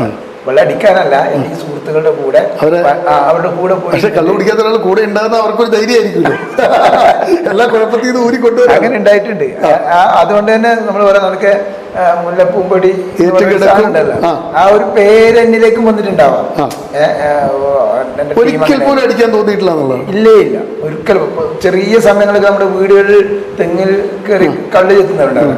അവര് തരുന്ന ഒരു ചെറിയ ഒരു 1/2 ഗ്ലാസ് രാവിലെ വൈകുന്നേരം വെച്ചാൽ നമുക്ക് തരാറുണ്ടല്ലോ. ആ കള്ള് ഒരു 6ാം ക്ലാസ് വരെ മാത്രമേ ഞാനത് ഉപയോഗിച്ചു. അതിനുശേഷം ഞാൻ അത് ഉപയോഗിച്ചിട്ടില്ല. അതിനുശേഷം ഇന്ന് വരെ ഒരു ബിയർ പോലും തൊടാത്ത ഒരാളുണ്ട്, ടേസ്റ്റ് പോലും നോക്കാത്ത ഒരാളാണ്. ടേസ്റ്റ് നോക്കണമെന്ന് ഇതുവരെ തോന്നിയിട്ടേ ഇല്ല. ഫാദർ ചാക്കോ, ഈ മദ്യപാന രോഗ ചികിത്സാ കേന്ദ്രം പറഞ്ഞാൽ കള്ളുകുടിയന്മാർക്കാണ് പ്രൈം പ്രയോറിറ്റി അല്ലേ? കുടിക്കാരുടെ എണ്ണം കുറഞ്ഞു വരികയാണ്. മറ്റ് ലഹരി വസ്തുക്കളുടെ ഒരു വലിയ മുന്നേറ്റം തന്നെയാണ് ഉണ്ടായിക്കൊണ്ടിരിക്കുന്നത്. വളരെ സങ്കടകരമായ കാഴ്ചയാണ്. കാരണം ക്യാൻസറിന് ഉപയോഗിക്കുന്ന ഏറ്റവും ക്രൂരമായ അവസ്ഥയിലൂടെ വേദന സഹിച്ച് അവരുപയോഗിക്കുന്ന പെയിൻ കില്ലർ വരെ ലഹരിക്കായി ഉപയോഗിക്കുന്ന കാലഘട്ടം. അപ്പോൾ ഈ ലഹരി വിരുദ്ധ പ്രസ്ഥാനങ്ങളുടെ ഈ മദ്യത്തിനെതിരെയുള്ള സമരം എന്ന ആ മുദ്രാവാക്യത്തിനപ്പുറത്തേക്ക് കടക്കാൻ സാധിക്കുന്നുണ്ടോ? ഇതിനു മുമ്പ് ഞാൻ ഒരു കാര്യം പറഞ്ഞോട്ടെ. ഇപ്പോഴത്തെ യുവജനങ്ങളും അല്ലെങ്കിൽ ഇപ്പോൾ ഈ മയക്കുമരുന്ന് ഉപയോഗിക്കുന്നവരും മനസ്സിലാക്കേണ്ട ഒരു കാര്യം, ഞങ്ങൾ നിരന്തരമായി മാറി വരുന്ന സർക്കാരുകളോട് അപേക്ഷ നൽകുന്ന ഒരു കാര്യം ഇതായിരുന്നു. പാഠ്യപദ്ധതിയിൽ ദയവ് ചെയ്ത് മയക്കുമരുന്നിൻ്റെ ദുര്യോഗങ്ങളെക്കുറിച്ചുള്ള ഒരു പാഠം എങ്കിലും ഉൾപ്പെടുത്തണമെന്ന് ഇതുവരെയുള്ള ഒരു സർക്കാരും അത് ചെയ്തിട്ടില്ല. അതിൻ്റെ കാരണം എന്താണെന്ന് ചോദിച്ചാൽ ഒന്ന്, മയക്കുമരുന്ന് ഉപയോഗിക്കുമ്പോൾ ഔട്ട് ഓഫ് വേൾഡ് എക്സ്പീരിയൻസ് എന്നാണ് പറയുന്നത്. ഔട്ട് ഓഫ് വേൾഡ് എക്സ്പീരിയൻസ് എന്ന് പറഞ്ഞാൽ ഹെവൻലി എക്സ്പീരിയൻസ് എന്നാണ് പറയുന്നത്. അങ്ങനെ ഒരു ഹെവൻലി എക്സ്പീരിയൻസിലേക്ക് അവരുടെ 5 സെൻസസ് ഉയരുന്നു. മാത്രമല്ല, കുറെ കഴിയുമ്പോൾ അവർ നോർമലായിട്ട് തന്നെ ഒരു അന്തർമുഖനായ വ്യക്തിയാണെങ്കിൽ അയാൾ ഇത് മയക്കുമരുന്ന് ഉപയോഗിച്ച് കഴിഞ്ഞാൽ അയാളുടെ സുഹൃത്ത് പറയും, അല്ലെ കൂട്ടുകാർ പറയാണ്, ഇത് കഴിച്ച് ഈ ടാബ്ലറ്റ്സ് കഴിച്ചു കഴിഞ്ഞാൽ, അല്ലെങ്കിൽ ഈ ഓറൽ റൂട്ട് കഴിച്ചു കഴിഞ്ഞാൽ, അല്ലെങ്കിൽ ഈ സ്റ്റാബ് വെച്ച് കഴിഞ്ഞാൽ നിന്റെ വിഷാദം മാറും, നിന്റെ ലജ്ജ മാറും, നിനക്ക് നന്നായി പഠിക്കാൻ പറ്റുമെന്നൊക്കെ പറഞ്ഞ് ധാരാളം ഉപദേശങ്ങൾ പറയുമ്പോൾ ഒന്ന് പരീക്ഷിച്ച് നോക്കാൻ തോന്നും. കാരണം എനിക്ക് നന്നായി സ്മാർട്ടാകാൻ പറ്റുമെങ്കിൽ ഞാൻ ഈ ടാബ്ലറ്റ്സ് ഉപയോഗിക്കുന്ന എന്താ വിഷയം, ഇത് മയക്കുമരുന്നാന്ന് വിചാരിച്ചിട്ടല്ല. അങ്ങനെ ഉപയോഗിച്ച് കഴിയുമ്പോൾ ഇതേപോലെ ഔട്ട് ഓഫ് വേൾഡ് എക്സ്പീരിയൻസിലേക്ക് പോവുകയും ഹെവൻലി എക്സ്പീരിയൻസിലേക്ക് പോവുകയും വളരെ സ്മാർട്ടായി ഈ അന്തർമുഖനായ ചെറുപ്പക്കാരൻ അല്ലെങ്കിൽ ചെറുപ്പക്കാരി പെരുമാറുകയും ചെയ്യും. ഈ അവസരത്തിൽ അടിപൊളിയാവും. അതേസമയം കുറച്ച് മണിക്കൂറുകൾ, നമുക്കറിയാം 6 മണിക്കൂർ മുതൽ 48 മണിക്കൂർ വരെ ഈ നമുക്ക് ഇപ്പം പ്രചാരത്തിലിരിക്കുന്ന പല വസ്തുക്കൾ, ലഹരി വസ്തുക്കൾ, ഞാൻ പേര് പറയുന്നില്ല, MDMA എല്ലാവർക്കും അറിയാവുന്നതുകൊണ്ട് അതിന്റെ പേര് മാത്രം പറയാതെ മാത്രം, MDMA പോലുള്ളതിന് കഴിച്ചു കഴിഞ്ഞാൽ അത്രയും സമയം ഈ ഔട്ട് ഓഫ് വേൾഡ് എക്സ്പീരിയൻസിൽ നിൽക്കുകയും വളരെ സ്മാർട്ടായിട്ട് ഇടപെടുന്നു, കാര്യങ്ങളൊക്കെ ചെയ്യുന്നു. മാത്രമല്ല, ഈ 48 മണിക്കൂർ കഴിഞ്ഞാൽ അല്ലെങ്കിൽ 6 മണിക്കൂർ കഴിഞ്ഞാൽ നോർമൽ സ്റ്റേജിലേക്ക് അയാൾ വരുന്നു. വീട്ടിൽ ചെല്ലുമ്പോൾ സാധാരണ പോലെ പെരുമാറാൻ സാധിക്കുന്നു. അപ്പൊ ഇയാൾ വിചാരിക്കുകയാണ് ഇതൊരു മരുന്ന് തന്നെയാണ്. അങ്ങനെ തുടർന്ന് ഉപയോഗിച്ച് ഓൺലൈനുകളിൽ അങ്ങനെ ഒരു പ്രചരണം ഉണ്ട്, ഇതിന്റെ ഇത് പ്ലസ് ആണ്, ഇതുകൊണ്ട് ശരീരത്തിന് ഒരു കേടും വരില്ല. അങ്ങനെ വന്ന് അവസാനം മൾട്ടി ഫെയിലിയർ ഓർഗന്റെ മൾട്ടി ഫെയിലിയറിലേക്ക് പോവുകയാണ്. തലച്ചോറ് ഡാമേജ് ആണെന്ന് പറഞ്ഞാൽ ഒരിക്കലും ഒരു വൈദ്യശാസ്ത്രത്തിനും അത് തിരിച്ചു കൊണ്ടുവരാൻ പറ്റില്ല. അപ്പം തലച്ചോറാണ് നാശം, പ്രധാനമായിട്ടും തലച്ചോറ് നശിച്ചു പോകാൻ തുടങ്ങിയാണ്, ഇല്ലാതാവും, മനുഷ്യൻ ഇല്ലാതാവുകയാണ്, തകർന്നു പോകും. ദുരിതപൂർണം എന്ന് പറഞ്ഞാൽ അങ്ങേയറ്റം ദുരിതപൂർണമായ പരിതാപകരമായ അവസ്ഥയാണ് ഞാൻ കണ്ടിട്ടുള്ള അഡിക്ഷനിലേക്ക് പോയ മയക്കുമരുന്ന് രോഗികൾ. ഇനി മദ്യപാനത്തെ കുറിച്ച് പറയുമ്പോൾ എന്നാ പിന്നെ നിങ്ങൾക്ക് മദ്യപാനം ഇവിടെ നിർത്തിയിട്ട് മയക്കുമരുന്നിനെ കയറി പിടിച്ചാൽ പോരെ എന്ന് ചോദിച്ചാൽ, ഇവിടെയാണ് ഞാൻ പറയുന്നത്, ശാസ്ത്രവും ഇന്ന് ശാസ്ത്ര യുഗത്തിലാണ് നമ്മൾ ജീവിക്കുന്നു എന്ന് പറയുകയും എന്നാൽ ശാസ്ത്ര നിഗമനങ്ങളെ ഈ കാര്യത്തിൽ നമ്മൾ അവഗണിക്കുകയും ചെയ്യുന്നു. വേൾഡ് ഹെൽത്ത് ഓർഗനൈസേഷൻ ഉള്ള വാക്ക് 2 പ്രാവശ്യം പറഞ്ഞു കഴിഞ്ഞാൽ നവാസ് മേത്ര സാറ് തന്നെ പറയും അതൊക്കെ അവിടെ നിൽക്കട്ടെ ഫാദർ എന്ന് പറയും. അത് ശാസ്ത്രീയമായ എന്താ പ്രശ്നം? നമുക്ക് ഫാദറിനോട് ഒരു ചോദ്യം ചോദിക്കാം. എന്താണെന്ന് വെച്ച് കഴിഞ്ഞാൽ, ലഹരി വസ്തുക്കൾ, ഇപ്പം മദ്യമായാലും ലഹരി വസ്തുക്കൾ മിതമായി ഉപയോഗിച്ചാൽ ശരീരത്തിന് നല്ലതാണ് എന്നൊരു ധാരണയുണ്ട്. അപ്പോൾ ചില ആളൊക്കെ പറയാറുണ്ട്, ഞാൻ ദിവസവും 2 അടിക്കാറുള്ളൂ, ഞാൻ രാവിലെ ഒരു സിഗരറ്റ് വലിക്കും, വൈകുന്നേരം ഒരു സിഗരറ്റ് വലിക്കും, മിതമായി ഉപയോഗിച്ചാൽ ഇത് വലിയ കുഴപ്പമില്ല എന്നൊരു ധാരണ സമൂഹത്തിൽ പൊതുവായി കാണുന്നു. എന്താണ് താങ്കൾക്ക് അതിനെക്കുറിച്ച്? സിഗരറ്റിന്റെ കാര്യം പറഞ്ഞപ്പോൾ ഞാൻ അതിൽ തന്നെ പറയാം, സിഗരറ്റ് തീർന്നു, ആരും ഉപയോഗിക്കുന്നില്ല, അതിന്റെ എണ്ണം കുറഞ്ഞു. അതിൽ തന്നെ പറയാം, പുകവലി ഉപയോഗിക്കുന്നതിന്റെ ഫലമായി 50-ൽ പരം ക്യാൻസർ രോഗങ്ങൾ ഉണ്ടാകുമെന്ന് കണ്ടെത്തിയിട്ടുണ്ട്.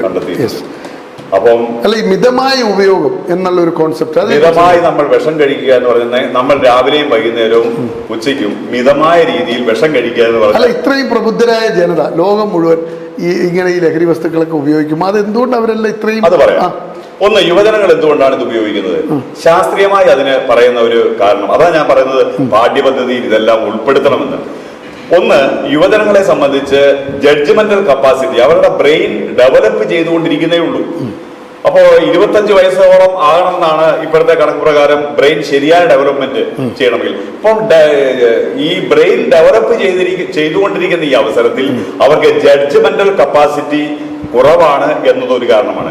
ഏതാണ് നല്ലത് ഏതാണ് മോശമെന്ന് അവർക്ക് തന്നെ മനസ്സിലാക്കാനുള്ള വഴികളിലൂടെ അവർ പോയില്ല. അതാണ് ഒന്ന്. 2, റിസ്ക് ടേക്കിംഗ് ബിഹേവിയർ. യുവജനങ്ങൾക്കുള്ളത് റിസ്ക് ടേക്കിംഗ് ആണ്. അപ്പം ഇത് കഴിച്ചു കഴിഞ്ഞാൽ അടിപൊളിയാന്ന് പറഞ്ഞാൽ പോയേക്കാം. അതുകൊണ്ടാണല്ലോ ഈ 2 വീലറിൽ 140-ലൊക്കെ ബൈക്ക് പോകുമ്പോ അത് റിസ്ക് ടേക്കിംഗ് ആണ്.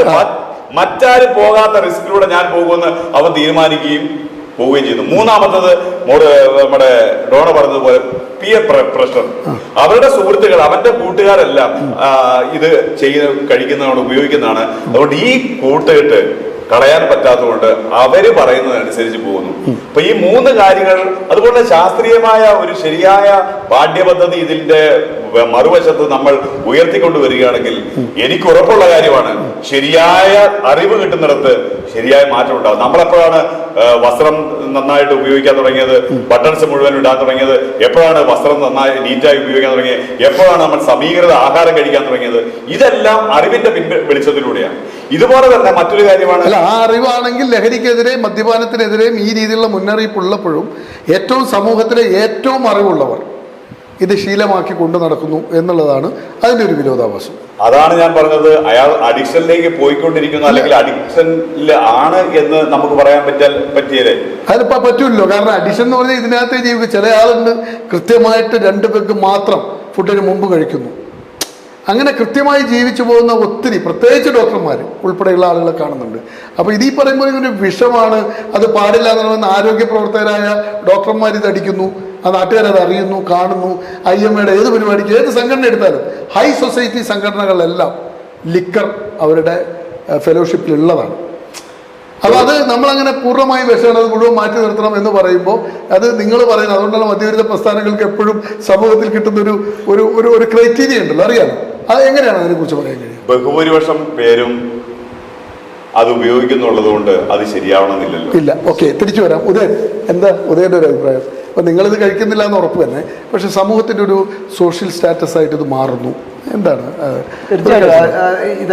ഇതൊക്കെ പറയുമെങ്കിലും മദ്യവിരുദ്ധ പ്രസ്ഥാനത്തിൻ്റെ ഒരു പ്രസിഡന്റ് എന്ന് പറഞ്ഞു കഴിഞ്ഞാൽ ജനങ്ങൾ അപ്പോൾ അതെയോ, ഇതാണ് കാഴ്ചപ്പാട്. ഫാദർ തോമസ് തൈത്തോട്ടം തന്നെ അത് പലതവണ ചർച്ചകളിൽ പറഞ്ഞിട്ടുണ്ട്. അതെയോ? ഇന്നത്തെ ഒരു കാഴ്ചപ്പാട് കുട്ടികൾക്ക് അങ്ങനെ ചെറിയ കാലം ആണെങ്കിലും ഈ ഇതുപോലെ അടിച്ചു പൊടിച്ച് ജീവിച്ചു പോകുന്ന രീതിയിലേക്ക് കുട്ടികൾ എത്തിക്കഴിഞ്ഞു. അങ്ങനെ ഒരു ആ രീതിയിലേക്ക് പലരും ആ രീതി തന്നെ. ജീവിതം ചെറുതേ, പലരുടെയും ഡയലോഗ് അതാണല്ലോ, ജീവിതം ചെറുതേ ഉള്ളത് നന്നായിട്ട് ആസ്വദിച്ചു പോകുന്ന രീതിയിലേക്കാണ് പല കുട്ടികളും കാണുന്നത്. ഈ അടിച്ചുപൊളി ജീവിതത്തെ കുറിച്ചുള്ള ഒരു അഭിപ്രായം. കാരണം ഇന്നത്തെ സിനിമാ താരങ്ങളിൽ ഏറ്റവും ജനപ്രിയമായ പല താരങ്ങളും ലഹരിക്കടിമകളാണ്. അവർ സെറ്റിലുണ്ടാക്കുന്ന പ്രശ്നങ്ങൾ അണിയറയിൽ നിങ്ങൾ പ്രവർത്തിക്കുന്നവർക്കറിയാം. ചിലരും ബോധത്തിലേ അല്ല, ബോധം ഉയർന്നാൽ ഉടൻ പോയി അഭിനയിക്കുന്നു. ഒരാഴ്ച കണ്ടിന്യൂസ് ഡേ നൈറ്റ്, ഒരു കാലം ഇപ്പോൾ ഒരു സൂപ്പർ സിനിമയിൽ അഭിനയിച്ചുകൊണ്ടിരിക്കുക ഒരു സ്ഥലത്ത്. അദ്ദേഹം എന്ന് പറഞ്ഞു കഴിഞ്ഞാൽ ആ സിനിമയിൽ ഒരാഴ്ചയ്ക്ക് ഉറങ്ങാതെ അഭിനയിക്കും. അത് കഴിഞ്ഞ് അടിച്ച് കിണ്ടായിട്ട് ഒറ്റക്കെടുത്ത്. അതിൽ ഉപയോഗിക്കുന്ന സാധനം ഏതാണെന്നുള്ളത് പലർക്കും പിടികിട്ടിയിട്ടില്ല.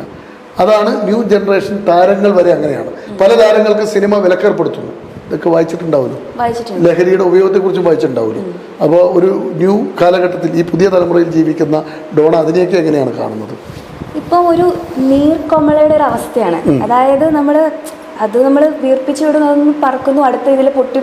അതായത് ഇത് പെട്ടെന്ന് എന്താ പറയാ, എന്തിനോ വേണ്ടി തിളയ്ക്കുന്ന സാമ്പാർ എന്നൊക്കെ പറഞ്ഞ സൂപ്പർ സ്റ്റാർ തന്നെ നമ്മളെ പഠിപ്പിച്ചിരിക്കുന്നത് വൈകിട്ടത്തെ പരിപാടി അറിയാലോ. അതെ, ഇപ്പൊ ഞാൻ പറയട്ടെ, എല്ലാ സിനിമകളിലും അടിയിൽ എഴുതി കാണിക്കും, അതാരും കാണൂല, ശ്വാസകോശ സ്പോഞ്ച് പോലെയാണ്, അതാണ് ഇതാണെന്നൊക്കെ പറഞ്ഞിട്ട്. പക്ഷെ ഇപ്പം എൻ്റെ അനിയൻ ഒരു 9ാം ക്ലാസ്സിലാണ് പഠിക്കുന്നത്. അവന് ഓരോ സിനിമ കണ്ട് അതിന് ഇൻസ്പയർ ആയിട്ടുള്ള ഡ്രസ്സ് വേണം, അതിന് ഇൻസ്പയർ ആയിട്ടുള്ള ഷൂ വേണം. ഇതേപോലെ തന്നെയാണ് ഈ സിനിമാ താരങ്ങൾ മറ്റേ പൗരുഷത്തിന് അടയാളമായിട്ട് എന്താ പറയാ, ഈ സിഗരറ്റ് വലിക്കുമ്പോഴും ഒരു ടൈമിൽ സിഗരറ്റ് വലിയും അതുപോലെ വെള്ളടിയൊക്കെ മാത്രമായിരുന്നു. സിഗരറ്റ് വലിക്കാതെ ഒരു പരിപാടി ഇല്ലല്ലോ. ഇപ്പൊ ഏറ്റവും കൂടുതൽ ആവേശ സിനിമയില് നായകന്റെ കയ്യിൽ സിഗരറ്റില്ല, നമ്മൾ അവരെ കാണൂല. ഒരു കയ്യിൽ മദ്യം, ഒരു കയ്യിൽ സിഗരറ്റ്. ഇപ്പൊ അത് മാത്രമല്ല, തമിഴ് സിനിമകളിലേക്കൊക്കെ നോക്കിക്കഴിഞ്ഞിട്ടുണ്ടെങ്കിൽ ഒരു മരുന്നടിക്കുന്നു, പോയി ഒരു 10-200 പേരെ അടിച്ചു കൊല്ലുന്നു. അതൊക്കെയാണ് നമ്മളിപ്പോൾ കാണുന്നത്.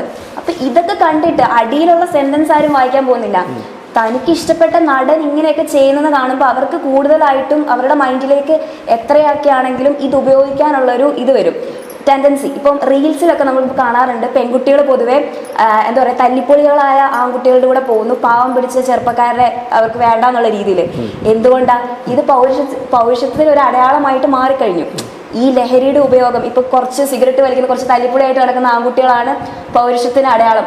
അവരാണ് നമ്മുടെ സ്റ്റാർസിനൊക്കെ ഒരു കമ്പാരിറ്റീവായിട്ട് നിൽക്കുന്നതെന്നുള്ളൊരു ഫീല് പെൺകുട്ടികൾക്കും വന്നു. അത് കാണാൻ ഇപ്പൊ ലഹരി ഉപയോഗിക്കുന്നതിൽ പെണ്ണാണെന്നൊന്നുമില്ല. കള്ളുഷാപ്പിൽ പോയിട്ട് ഒരുമിച്ച് കള്ളു കുടിക്കുന്നു, ബാറിൽ പോയി അടിക്കുന്നു, അങ്ങനെയുമുണ്ട്. പക്ഷെ എന്താ പറയാ, ആൺകുട്ടികളാണെങ്കിലും ഈ പെൺകുട്ടികളെ ഇംപ്രസ് ചെയ്യണമെങ്കിൽ പോലും കുറച്ച് വെള്ളവടിയും കുറച്ച് എന്താ പറയാ വലിക്കൊക്കെ ചെയ്താലും ഞാനൊരു ആണാവുള്ളൂ എന്നുള്ളൊരു തോന്നിയിട്ടുണ്ടോ? എനിക്കതൊരിക്കലും തോന്നിയിട്ടില്ല. അപ്പോൾ ഒരു ചോദ്യം എന്താ, ഇതെന്താണ് ഈ ലഹരിക്കെതിരെയുള്ള ഒരു ചിത്രം? എന്താണ് അതിന്റെ പേര്? അതിനാൽ അതിനാൽ ഞങ്ങളുടെ സിനിമയുടെ പേര് അതിനാൽ ആ എത്ര ദൈർഘ്യമുള്ള സിനിമയാണ്? 20 മിനിറ്റ് 17 മിനിറ്റ് എന്താണ് ഈ ആശയം? ആരാണ് ആദ്യം മുന്നോട്ട് വെച്ചത്? അവിചാരിതമായാണ് ഫാദർ എന്നെ വിളിക്കുന്നത്. നമുക്ക് വെറുതെ ഒരു ആവശ്യത്തിനാണ് വിളിക്കുന്നത്. പക്ഷെ ഞങ്ങൾ ഇരുന്ന് ഒരു ചെറിയ ചായകുടിയിലൂടെ തുടങ്ങിയ വർത്തമാനം സിനിമകളുമായി ബന്ധപ്പെട്ട ചില വർത്തമാനത്തിൽ എത്തുന്നു. അപ്പോൾ അച്ഛനാണ് എന്നോട് പറയുന്നത് നമുക്ക് അങ്ങനെ ഒരു സിനിമ ചെയ്താലോ. ആരാണ് കഥ? ഫാദർ കഥ ഞാൻ തന്നെയാണ്. കഥ എന്താണ് ആ കഥയുടെ ഒരു ചെറിയൊരു രൂപം ജനങ്ങൾക്ക് കാണാൻ? ഒന്ന് അതിനാൽ എന്ന് പറഞ്ഞ കഥാപാത്രത്തെ കേന്ദ്രീകരിച്ചിട്ടാണോ സിനിമ പോകുന്നത്? അതിനാൽ എന്നുള്ളത് ഈ കഥ സിനിമയുടെ ഒരു മറുചോദ്യമായിട്ട് പ്രേക്ഷകരിലേക്ക് വരുന്നതാണ്.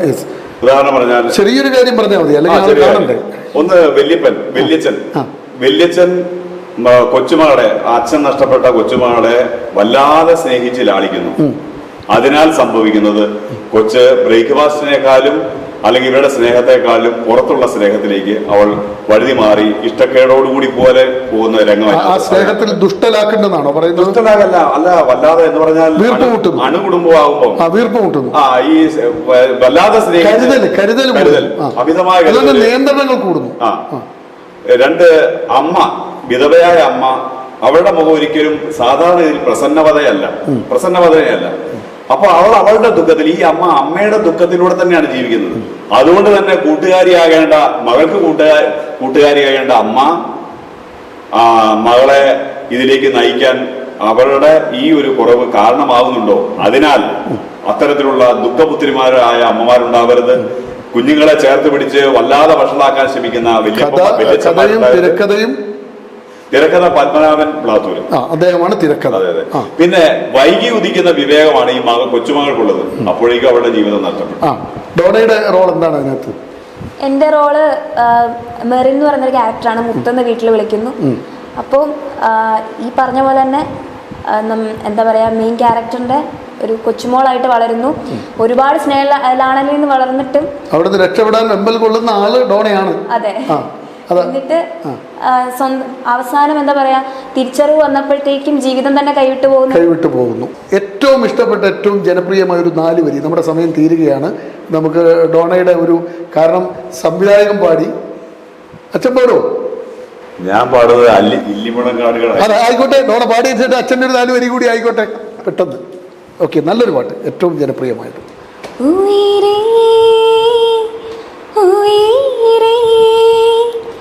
வந்து என்னோடு கலந்து விடு உயிரே உயிரே, வந்து என்னோடு கலந்து விடு நினைவே நினைவே, எந்த நெஞ்சோடு கலந்து விடு காதல்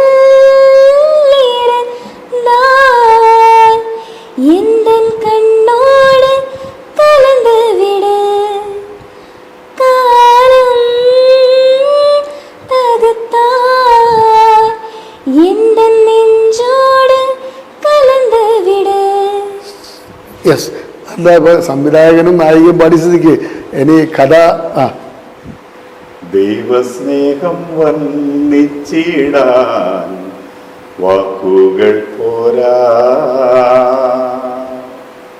നന്ദി ചൊല്ലി തീർത്തിടുവാൻ ജീവിതം പോരാ. മതി. ഓക്കെ, നമ്മുടെ സമയം കഴിഞ്ഞു. ഇപ്പൊ ഇതിൽ നിന്ന് പ്രേക്ഷകരിൽ ലഹരിയോട് താല്പര്യമുള്ളവരുണ്ടാകാം, ലഹരിയോട് അതിനകത്ത് ആകർഷമായി രക്ഷപ്പെടാൻ കഴിയാത്തവർ ഉണ്ടാകാം. നിങ്ങളെല്ലാം ചിന്തിക്കേണ്ടത്, ഇപ്പോൾ ഡോണ പാടുമ്പോൾ ആ മുഖത്തെ ആ ഒരു തീവ്രമായ അനുഭവം നിങ്ങൾ കണ്ടല്ലോ. നമുക്ക് ലഹരി വരേണ്ട കുറേ മേഖലകളുണ്ട്. അതിൽ കലയുണ്ട്, കായികമുണ്ട്, ഒത്തിരി. ഇപ്പം ഒരു സിനിമയുടെ സംവിധായകൻ തന്നെ പറയുകയാണ്, എനിക്ക് ഇതില്ലാതെ എത്ര സുഹൃത്തുക്കളുടെ ഒരു വലയമുണ്ട് എന്ന്. പെട്ടെന്ന് ഇത്ര ഭംഗിയുള്ള, ഇത്ര സുന്ദരമായൊരു ലോകത്ത് ജീവിക്കാൻ കിട്ടുന്ന ഒരു അവസരമാണ് നിങ്ങൾ നഷ്ടപ്പെടുത്തുന്നത്. ഫാദർ ചാക്കോ പറഞ്ഞതുപോലെ, അല്ലെങ്കിൽ ഡോണ പറഞ്ഞതൊരു കുമിള പോലെ, ഉദയം പറഞ്ഞല്ലോ അദ്ദേഹത്തിൻ്റെ പിതാവിൻ്റെ ജീവിതം, അദ്ദേഹത്തിനുണ്ടാക്കിയ സങ്കടങ്ങൾ, ഉറങ്ങാൻ കഴിഞ്ഞിട്ടില്ല. നിങ്ങൾ മറ്റുള്ളവരുടെ ഉറക്കം നഷ്ടപ്പെടുത്തുകയും നിങ്ങൾ കിടന്നുറങ്ങുകയും പിന്നെ ഉറക്കം നഷ്ടപ്പെട്ടവരായി മാറുകയും ചെയ്യും ഈ ലഹരി. സുന്ദരമായ ഭൂമിയിൽ ഏറ്റവും രസകരമായിട്ട് ജീവിക്കാൻ ഹരം തോന്നേണ്ട മറ്റു മേഖലകളിലേക്ക് ലഹരിയെ മാറ്റി നിർത്തി സഞ്ചരിക്കാൻ പ്രേക്ഷകർക്ക്, ഇതിനടിമപ്പെടുന്നവർ, ആകർഷിക്കപ്പെടുന്നവർക്ക് സാധിക്കട്ടെ എന്ന് മാത്രമാണ് ഞങ്ങൾക്ക് പറയാനുള്ളത്. പങ്കെടുത്ത 3 പേർക്കും നിറയേറെ നന്ദി, നമസ്കാരം.